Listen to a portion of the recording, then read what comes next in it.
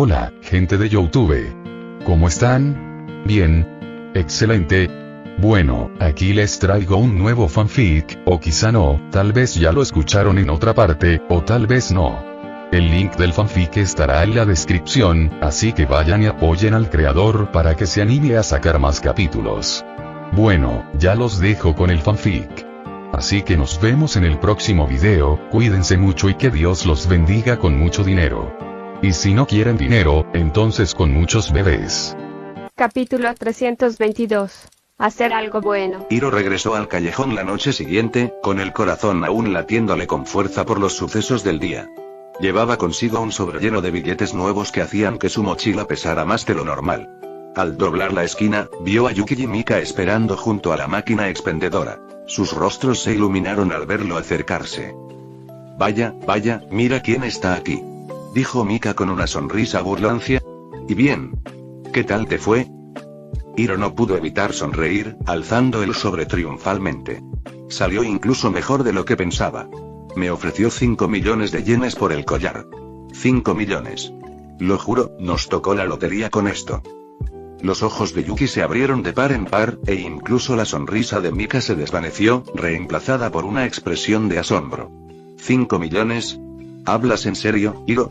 Preguntó Mika con voz llena de admiración. Hiro asintió, rebosante de entusiasmo. Sí, puedes creerlo. Podemos hacer muchísimas cosas con este dinero. Comprar cosas mejores, invertir o incluso volver a la máquina tragamonedas. Esto es algo enorme. Pero Yuki no parecía tan entusiasmada. Frunció el ceño y se cruzó de brazos, con expresión seria. Esto parece demasiado fácil. ¿Te acaba de dar tanto dinero?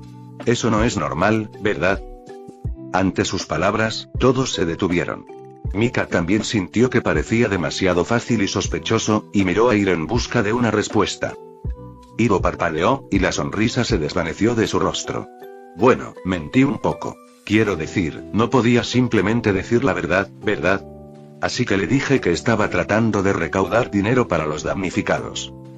Aunque sus palabras tenían sentido, se sentía mal. A Yuki no le había gustado esto desde el principio. Encontrar bocadillos interesantes era una cosa, pero joyas caras era algo completamente distinto, y ahora también estaban mintiendo. La expresión de Yuki se ensombreció y dejó escapar un suspiro de frustración. ¿Le mentiste? Le dijiste que estabas recaudando dinero para las víctimas del ataque de Tokio, y ahora nos quedamos con todo el dinero. Hiro, eso está mal. La gente realmente necesita ayuda, y tú usaste eso como excusa. Hiro frunció el ceño, su entusiasmo desvaneciéndose al escuchar las palabras de Yuki. Vamos, Yuki. Solo era una historia para conseguir un mejor precio. Además, no le debemos nada a nadie. Encontramos esta máquina, nos arriesgamos y ahora estamos cosechando los frutos. ¿Por qué tenemos que sentirnos culpables por eso? Yuki negó con la cabeza, con voz firme. Porque no está bien, Hiro. Usaste el sufrimiento ajeno para lucrarte. No podemos ignorarlo. Si vamos a quedarnos con este dinero, al menos deberíamos hacer algo para ayudar. Deberíamos donar una parte, al menos la mitad, a las labores de socorro. La mitad, exclamó Hiro, dejando claro su enfado. Yuki, ¿te das cuenta de la cantidad de dinero de la que estamos hablando? Son 2,5 millones de yenes. Nos lo hemos ganado con nuestro esfuerzo. Fuimos a esa máquina expendedora día tras día, asumimos los riesgos. ¿Y ahora quieres regalar la mitad? Mika se interpuso entre ellos, mirando de un lado a otro mientras la discusión se intensificaba. Está bien, calmémonos, los dos, dijo, levantando las manos. Entiendo su postura. Yuki, entiendo por qué te sientes así. Hiro, lo entiendo. Quieres conservar lo que hemos ganado. Pero tal vez podamos encontrar un punto intermedio. Yuki e Hiro se giraron para mirarla. La tensión entre ellos aún era palpable. Mika respiró hondo antes de continuar. ¿Qué les parece esto? Donamos la mitad del dinero, como sugirió Yuki. Pero también regalamos algunas de las cosas que compramos en la máquina expendedora y que no podemos vender por mucho. Ya saben, la ropa, los juegos, los aperitivos, todas esas cosas sueltas. De esa forma, no solo donamos dinero, sino que también regalamos cosas que podrían mejorar un poco la vida de la gente. Todos ganamos. La expresión de Yuki se suavizó un poco y asintió lentamente. Eso, en realidad tiene sentido. Seguiríamos ayudando a la gente y no nos aferraríamos a cosas que no necesitamos. Hiro suspiró, pasándose la mano por el pelo. Miró a Mika, luego a Yuki, con los hombros caídos. De acuerdo. Podemos hacerlo. Donaremos la mitad del dinero y de las cosas que no podamos usar. Pero después de eso, seremos más inteligentes, ¿de acuerdo? Se acabaron las promesas y las mentiras que no podamos cumplir. Yuki sonrió, y la tensión en sus hombros se disipó. Trato hecho. Mientras hagamos algo bueno, me parece bien. Mika sonrió y les dio un codazo juguetón a ambos. ¿Lo ven? Somos un equipo, ¿recuerdan? Podemos resolver esto juntos. La semana siguiente fue un torbellino de actividad.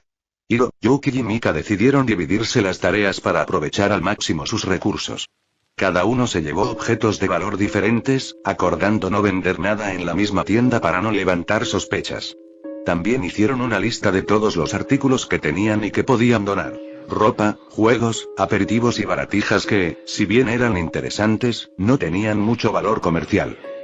Hiro fue a una casa de empeño de lujo al otro lado de la ciudad, llevando consigo un par de pendientes y una pulsera de la máquina expendedora. Esta vez, usó la misma historia, pero hablaba en serio. Realmente iba a donar la mitad del dinero. El joyero quedó impresionado con la calidad, destacó la singularidad de las piezas y le ofreció a Hiro 1,8 millones de yenes por ambas. Hiro aceptó, con una mezcla de satisfacción y una persistente inquietud. Yuki, por otro lado, se encontraba en una pequeña tienda de electrónica, intentando vender algunos de los aparatos tecnológicos que habían adquirido. Extraños dispositivos que parecían avanzados, pero desconocidos. El dependiente, un hombre mayor con buen ojo, examinó cada artículo con detenimiento y finalmente accedió a pagarle 1,2 millones de yenes por una consola portátil y una elegante tableta sin marca. Yuki se aseguró de mencionar que parte de las ganancias se donarían para ayudar a las víctimas del ataque de Tokio, y el tendero asintió con aprobación, añadiendo una pequeña cantidad extra al pago como su propia contribución. Mika tomó algunos de los artículos menos valiosos, pañuelos de seda, vestidos y pequeños adornos, y visitó un mercadillo local.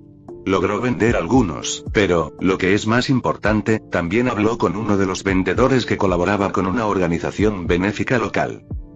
El vendedor accedió a llevarse una caja grande con ropa, juegos y refrigerios para distribuirlos entre los necesitados. Mika sintió una calidez en el pecho al ver cómo cargaban la caja, sabiendo que esos artículos brindarían algo de consuelo a personas que habían perdido tanto. Esa noche, los tres se reunieron de nuevo en el apartamento de Yuki. El ambiente era diferente ahora. Menos tenso, más esperanzador.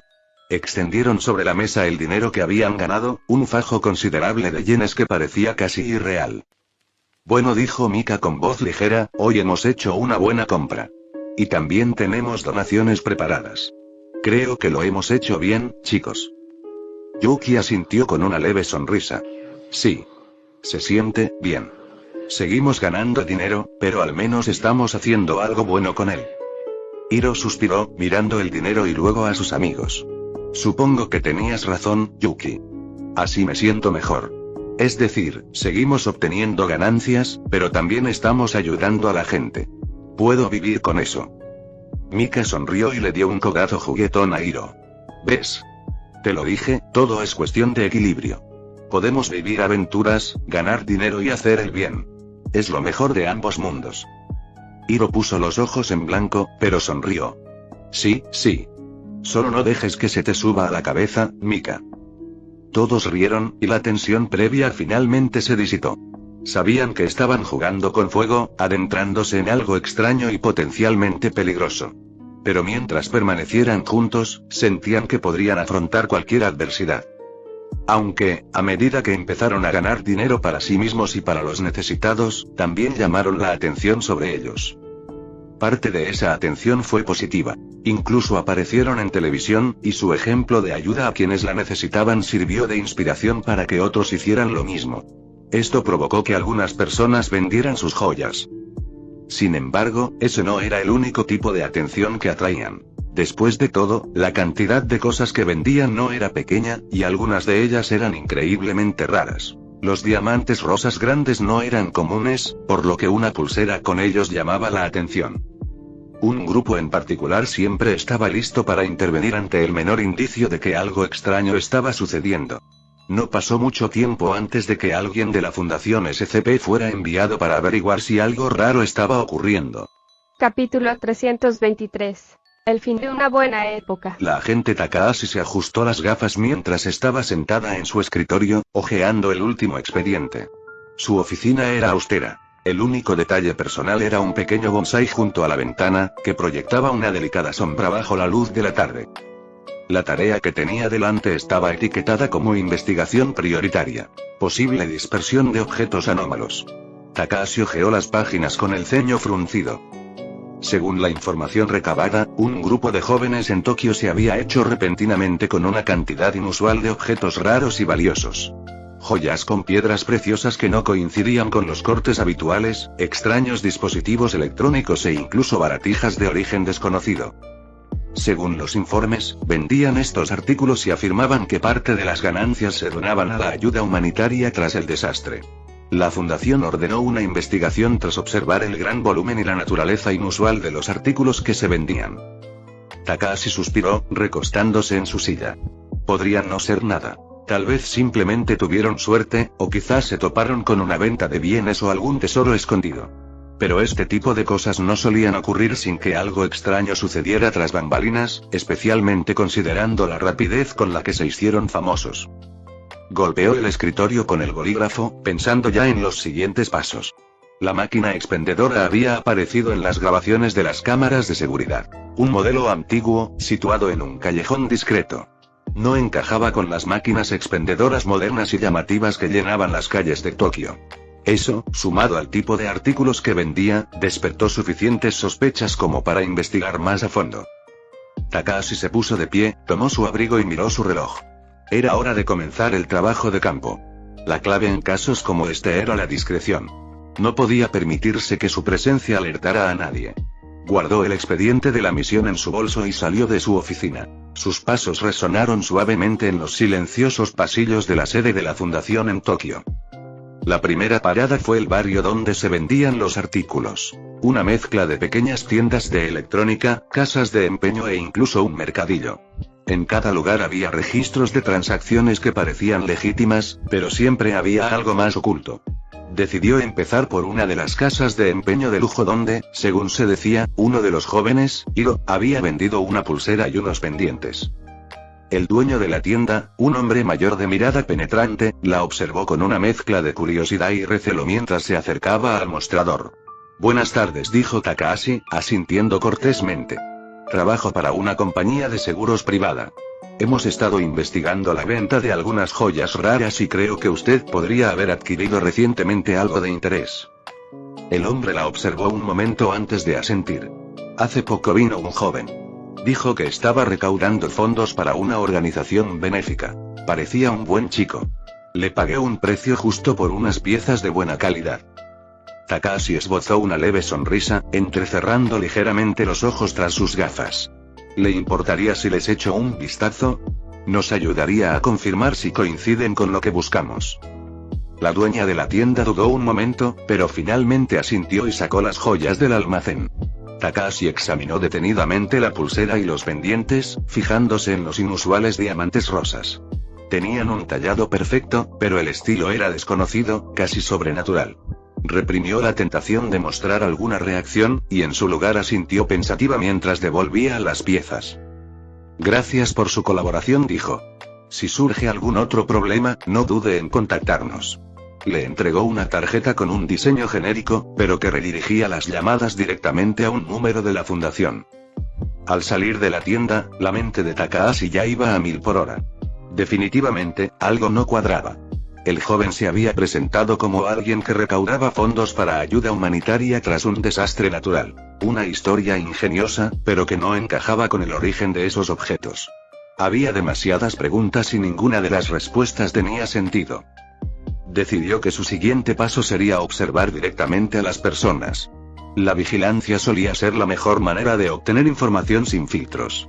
Takahashi se dirigió al callejón donde se encontraba la máquina expendedora que había aparecido en las grabaciones preliminares de vigilancia. Si los niños obtenían esos artículos de allí, necesitaba comprender cómo. Al llegar al callejón, Takahashi se quedó atrás, entrecerrando los ojos mientras observaba la máquina desde la distancia. Parecía bastante común, aunque un poco vieja y desgastada en comparación con las modernas y brillantes máquinas expendedoras que había por toda la ciudad. Se fijó en su pintura negra opaca y en la falta de logotipos. Sin duda, desentonaba. Por ahora, observaría. Tenía la sensación de que las respuestas pronto se revelarían, y la paciencia era una virtud que había aprendido bien durante sus años en la fundación. Si esta máquina expendedora era una anomalía, no tardaría en aparecer alguien para usarla de nuevo. En cuanto a por qué no subió a probarlo ella misma, bueno, podría haberlo hecho. Pero era arriesgado. La máquina podría tener fácilmente todo tipo de efectos secundarios si realmente era un objeto SCP. Así que, en lugar de eso, decidió vigilarla. Una vigilancia constante debería aclarar las cosas antes de que informara de la situación. La agente Takahashi preparó su vigilancia, colocándose en un lugar desde donde tenía una vista despejada de la máquina expendedora, pero permaneciendo oculta entre las sombras. Tenía una pequeña cámara discretamente instalada en un poste de luz al otro lado del callejón, y conectó su computadora portátil a la señal, monitoreándola en tiempo real. Observó y esperó, los minutos se convirtieron en horas mientras la máquina zumbaba suavemente en la oscuridad, su tenue resplandor proyectando una luz tenue sobre el pavimento agrietado. Justo cuando empezaba a preguntarse si pasaría toda la noche allí sin que ocurriera nada, vio movimiento en la entrada del callejón. Ajustó la cámara y amplió la imagen. Eran ellos. Los tres jóvenes a los que había estado siguiendo en los reportajes. Hiro, Yuki y Mika. Se acercaron a la máquina expendedora con cautela, mirando a su alrededor como para asegurarse de que nadie los observaba. Hiro fue el primero en insertar una moneda. Takahashi se inclinó ligeramente hacia adelante, observando cómo la máquina zumbaba y dispensaba un objeto en la bandeja. Lo recogió, mostrando lo que parecía una pulsera brillante, cuya superficie reflejaba la tenue luz. Hiro se la enseñó a Yuki y Mika, con una sonrisa de satisfacción en el rostro. Cada uno, por turnos, insertaba monedas y sacaba objetos. Joyas, aparatos electrónicos e incluso algunas prendas de vestir. Los tres trabajaban casi en perfecta sincronía, y su entusiasmo era evidente mientras examinaban cada objeto que recibían. Takahashi pensó que era extraño lo común que parecía todo aquello, tratándose de algo que claramente no era normal. Tomó notas con atención, documentando cada objeto que recuperaban. Pulseras, collares, bufandas e incluso unos auriculares inalámbricos que parecían complacer especialmente a Hiro. Tras introducir una docena de artículos, Takahashi notó un cambio. La máquina emitió un pitido bajo y sus luces parpadearon levemente. Los niños se miraron confundidos. Mika intentó introducir otra moneda, pero la máquina se negó a aceptarla. Parecía estar vacía, su mecanismo interno se había detenido. Los tres intercambiaron miradas y, tras varios intentos fallidos, finalmente se dieron por vencidos. Hiro se encogió de hombros y guardó los objetos recogidos en su mochila. Mika parecía decepcionada, pero Yuki mostró más pensativa. Sus ojos se detuvieron en la máquina mientras se disponían a marcharse. Takahashi siguió observando, curiosa. ¿Era ese el límite? ¿Tenía algún tipo de tope diario? Anotó la hora. Tal vez solo dispensaba una cantidad fija de artículos por día. Esta observación sería crucial para su insieme. A la mañana siguiente, Takahashi regresó al callejón con la cámara aún en su sitio. Para su sorpresa, la máquina expendedora volvía a funcionar, con las luces fijas y los botones iluminados, como si la hubieran reabastecido misteriosamente durante la noche. No había visto a nadie acercarse desde que los niños se habían marchado. Ni repartidores, ni personal de mantenimiento, nada. La máquina estaba operativa, pero aparentemente se había recargado sola sin ninguna interferencia externa. Takahashi frunció el ceño, sintiendo una creciente inquietud en el pecho. Ya no cabía duda. Esto era definitivamente anómalo. Un objeto SCP, potencialmente peligroso, y estos chicos lo usaban como si fuera un simple juguete o una curiosidad. Tomó su teléfono y marcó una línea segura, sin apartar la vista de la máquina. Aquí la agente Takahashi. He confirmado actividad anómala en la ubicación indicada. La máquina expendedora parece ser un objeto SCP capaz de generar artículos aleatorios diariamente. Solicito instrucciones adicionales y, de ser necesario, el despliegue de un equipo de contención. La respuesta fue inmediata. Una voz tranquila y serena al otro lado de la línea. Recibido, agente Takahashi. Mantenga la vigilancia y prepárese para los protocolos de contención. Se enviarán refuerzos. No actúe directamente hasta que lleguen los refuerzos. Takahashi colgó la llamada, con la mirada fija en la máquina expendedora. Los chicos no tenían ni idea de a qué se enfrentaban, y ella tampoco, al menos no del todo. Pero pronto, la fundación tomaría el control, y cualquier misterio que se escondiera tras la máquina quedaría de buen recaudo. Capítulo 324. El fin de un sueño. La fundación no tardó en actuar, y dado que los Sith están presentes en todo el mundo, tampoco pasó mucho tiempo antes de que un equipo estuviera en el lugar y la máquina expendedora fuera subida a una furgoneta y retirada. A la mañana siguiente, Yuki, Hiro y Mika regresaron al callejón con la esperanza de continuar su extraña aventura. En cambio, se encontraron con un espacio vacío donde antes estaba la máquina expendedora. El rostro de Hiro se ensombreció de incredulidad. No puede ser, murmuró, acercándose rápidamente, como si esperara encontrar alguna pista sobre su paradero. Se quedó mirando el lugar vacío, con los puños apretados a los costados. ¿Quién se lo llevó? Mika intercambió una mirada preocupada con Yuki. Deben haberlo descubierto. Alguien debe haberse dado cuenta de lo que estábamos haciendo. Quizás las cosas que vendimos eran demasiado valiosas. Yuki suspiró, con el corazón encogido. Te dije que era peligroso. No sabíamos a qué nos enfrentábamos. Era solo cuestión de tiempo antes de que algo así sucediera. Su voz denotaba una mezcla de frustración y tristeza. Hiro negó con la cabeza, con una expresión dividida entre la ira y la decepción. Estábamos tan cerca. ¿Sabes todo lo que podríamos haber hecho con todo eso? Podríamos haber ayudado a muchísima gente y aún así haber ganado lo suficiente para cambiarlo todo para nosotros mismos. Mika le puso una mano en el hombro, con voz más suave. Quizás fue lo mejor, Hiro. Sabíamos que era extraño, pero seguimos adelante. Al menos pudimos ayudar a la gente mientras pudimos. Yuki asintió, con la mirada fija en el espacio vacío. Hicimos algo bueno, pero tal vez no estaba destinado a durar. Estábamos jugando con algo que no entendíamos. Hiro dejó escapar un suspiro de frustración, pateando una pequeña piedra en el suelo. Supongo que tienes razón, pero aún así es una lástima. Quería saber qué más podríamos haber sacado de esto. Yuki esbozó una leve sonrisa. Algunos misterios es mejor dejarlos sin resolver, Hiro. Tuvimos suerte de que no nos pasara nada malo. Deberíamos estar agradecidos por ello. Mika asintió con la cabeza. Sí. Quien lo haya cogido probablemente sabe lo que hace. Quizás estaban destinados a cuidarlo. Con una mezcla de emociones, alivio, pesar y una sensación de que todo había terminado, los tres amigos se alejaron del callejón. La aventura que tan brevemente los había cautivado ahora era solo un recuerdo. Se marcharon, cada uno procesando la pérdida a su manera. Habían pasado algunos días desde que la máquina expendedora había desaparecido, y la vida volvía poco a poco a la normalidad para Yuki, Hiro y Mika. El impacto inicial de su pérdida se había atenuado, reemplazado por la comprensión de la suerte que habían tenido de encontrarla. Habían vivido una experiencia verdaderamente única, y a pesar de la decepción, sabían que era hora de seguir adelante. Mientras tanto, la agente Takahashi había completado su misión. Había observado a los niños el tiempo suficiente para concluir que eran meros espectadores de algo que escapaba a su comprensión.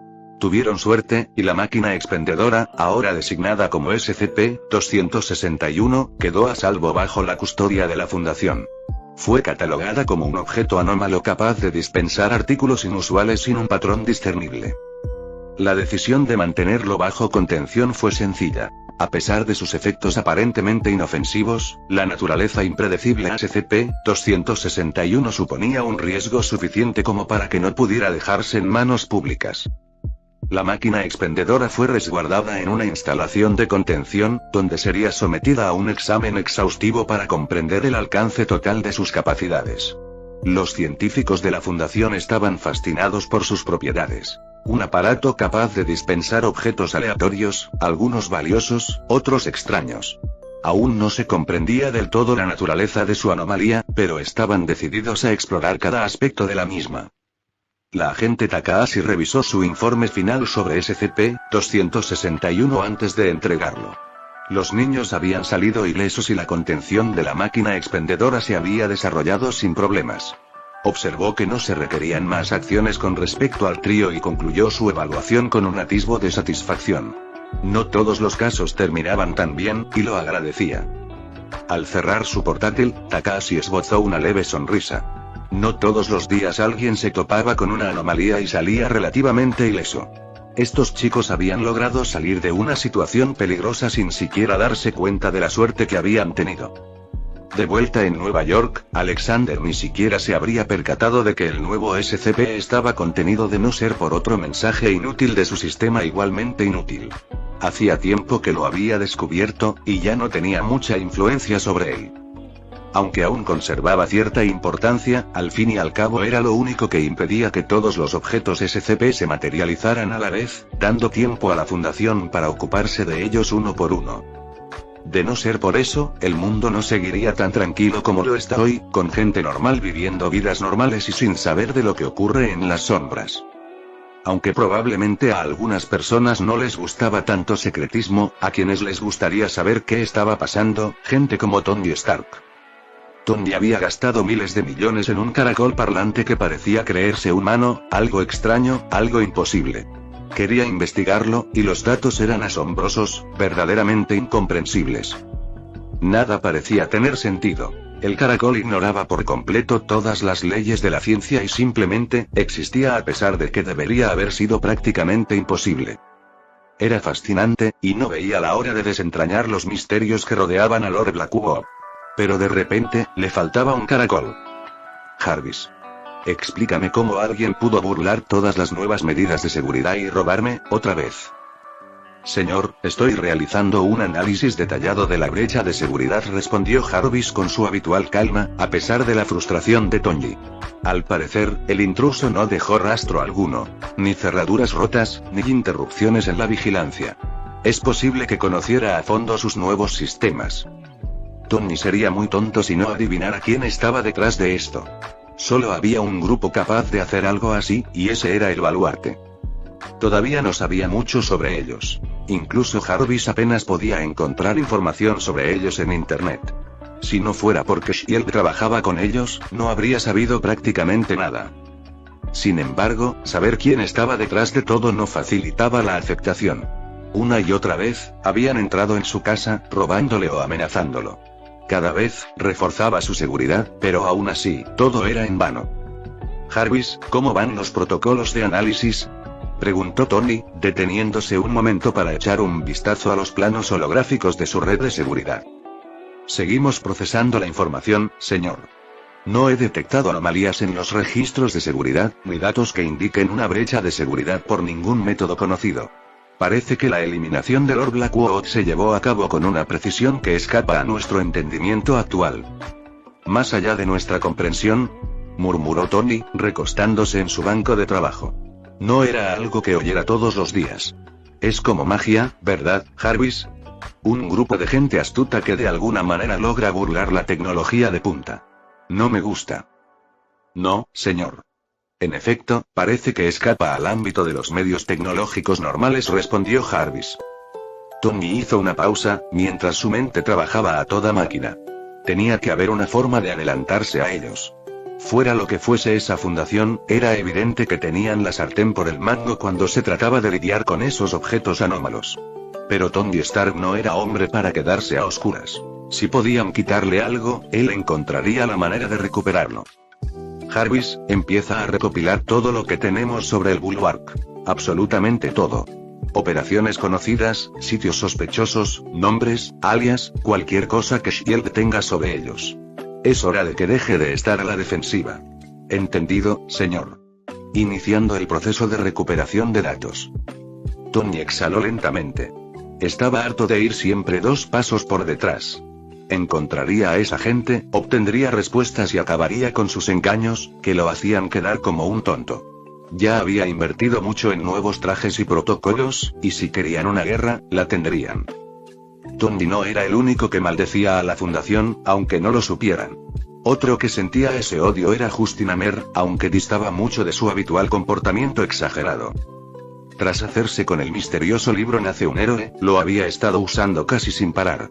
Durante la última semana, había pasado más tiempo viviendo otras vidas en sus sueños que viviendo en el mundo real.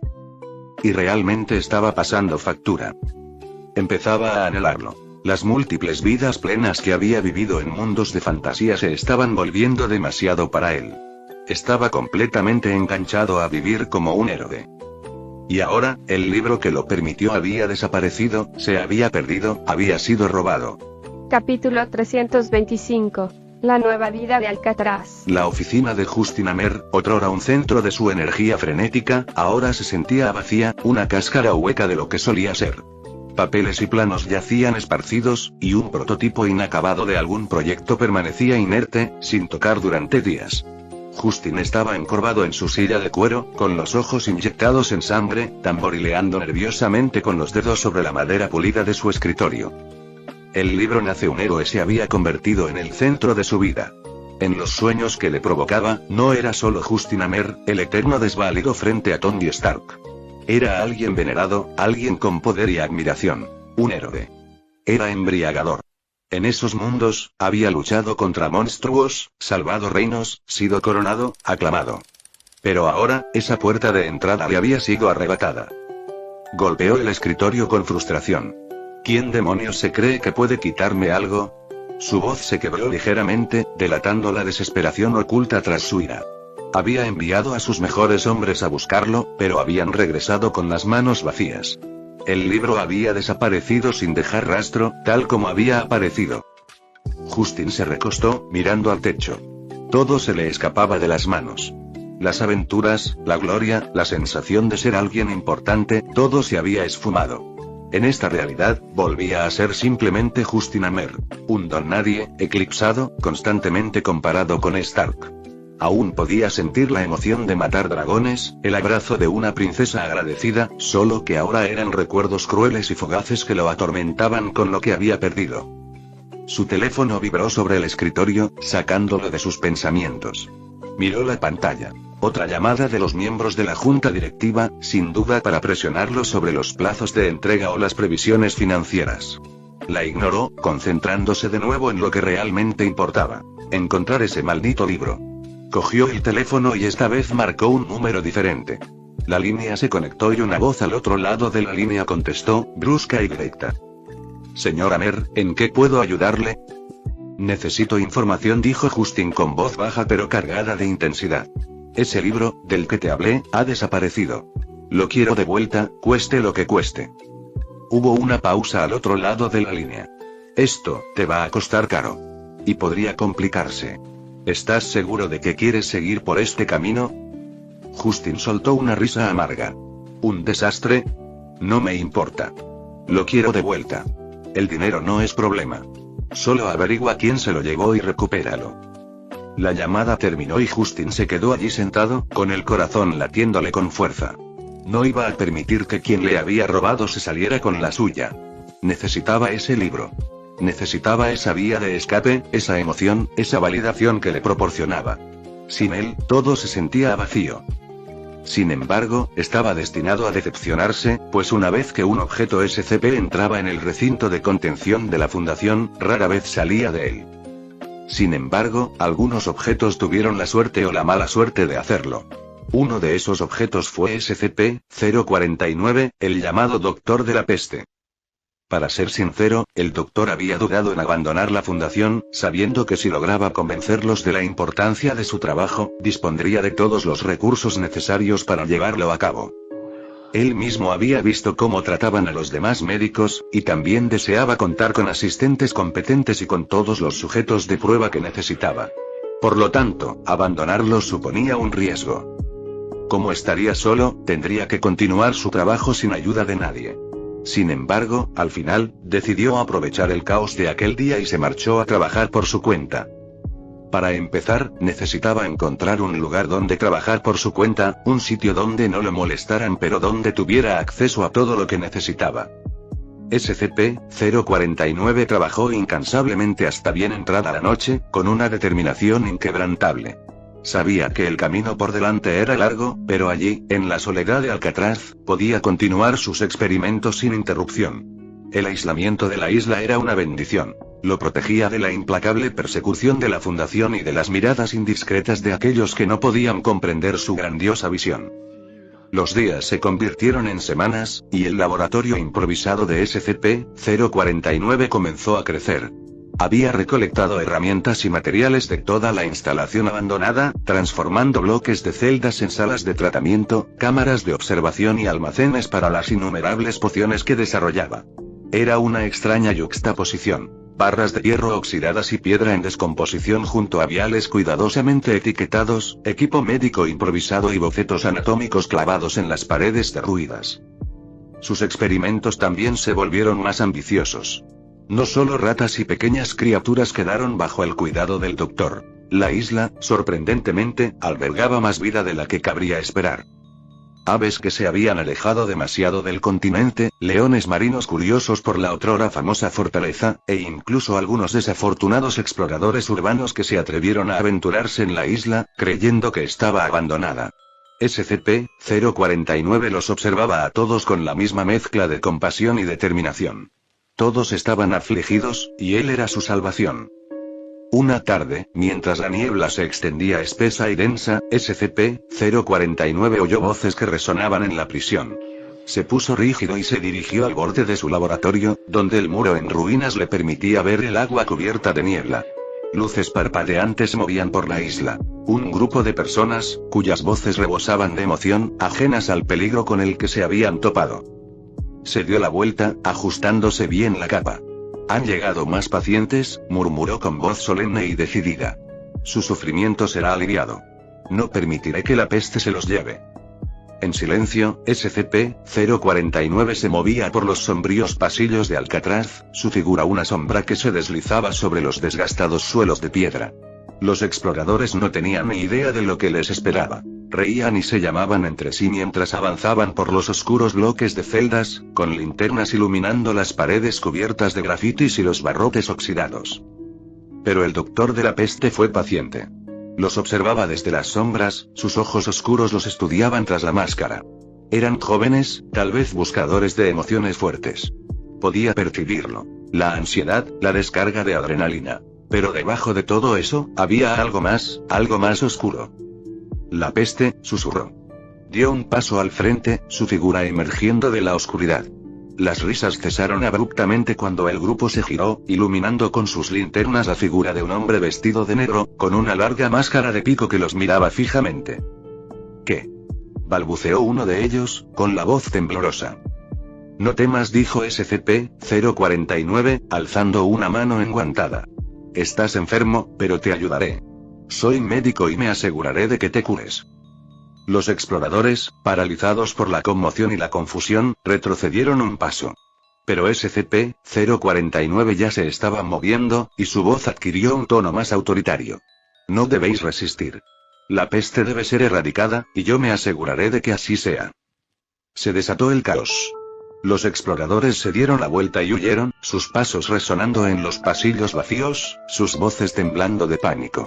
SCP-049 avanzaba con determinación, con pasos largos y seguros. Conocía bien esos pasillos. No había escapatoria para quienes no comprendían la necesidad de su trabajo. Él los atraparía y ellos recibirían su cura.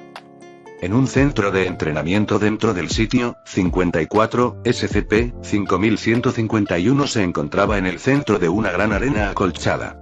Los miembros del equipo móvil de operaciones, seleccionados específicamente por su actitud física y su disposición a participar en este programa único, observaban atentamente al caballero acorazado, con una mezcla de curiosidad y aprensión en sus ojos. La unidad MTF, denominada Newark para este proyecto en particular, estaba equipada con equipo táctico ligero, en marcado contraste con la armadura medieval de SCP-5151. La voz del caballero negro resonó, con un tono autoritario pero instructivo. «Hoy comenzaremos con los fundamentos del combate cuerpo a cuerpo. Vuestras armas son diferentes a las mías, pero los principios siguen siendo los mismos. Precisión, equilibrio y, sobre todo, comprender al oponente. Para enfrentar el mal, primero debéis venceros a vosotros mismos». Se movía con una fluidez que desmentía el peso de su armadura, demostrando una serie de golpes con una espada de entrenamiento. de madera, pero lo suficientemente pesada como para que cada movimiento provocara una ráfaga de aire en las instalaciones de entrenamiento. Los agentes de la Guardia de Caballeros imitaron sus movimientos, algunos tambaleándose por el peso de sus armas de práctica. SCP-5151 negó levemente con la cabeza. No. El agarre debe ser firme, pero no rígido. Debes fundirte con la hoja, dejar que sea una extensión de tu voluntad. Otra vez. Desde la sala de observación, el Dr. Hayes estaba junto al comandante Mitchell, el líder responsable de supervisar las operaciones de la MTF en el sitio 54. Mitchell observaba las imágenes en un monitor en directo, con los ojos entrecerrados en actitud de análisis. ¿Crees que esto realmente funciona?, preguntó Mitchell, con evidente escepticismo. La doctora Hayes suspiró, pero su expresión permaneció impasible. Por ahora, esto mantiene a SCP-5151 ocupado. Cree en el propósito que le hemos encomendado: preparar a estos soldados para enfrentarse al mal.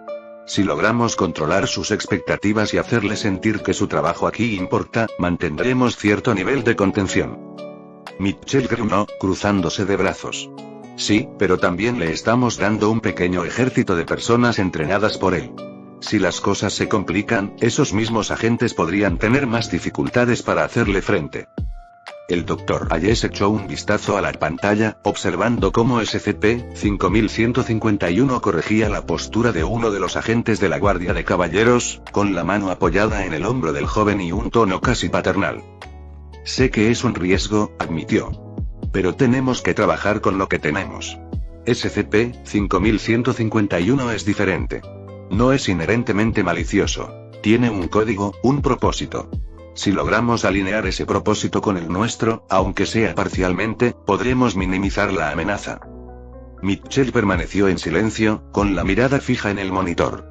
En la pantalla, SCP-5151 mostraba una postura defensiva, con el escudo en alto. Se movía como un veterano de innumerables batallas, cada paso deliberado y poderoso. Los agentes de la Guardia de la Noche mejoraban visiblemente. Sus posturas eran más seguras y sus golpes más precisos. Recuerda, Eleanor, dijo Mitchell finalmente, bajando la voz, no estamos lidiando con un SCP cualquiera. Este piensa, siente y cree. No podemos permitirnos subestimarlo.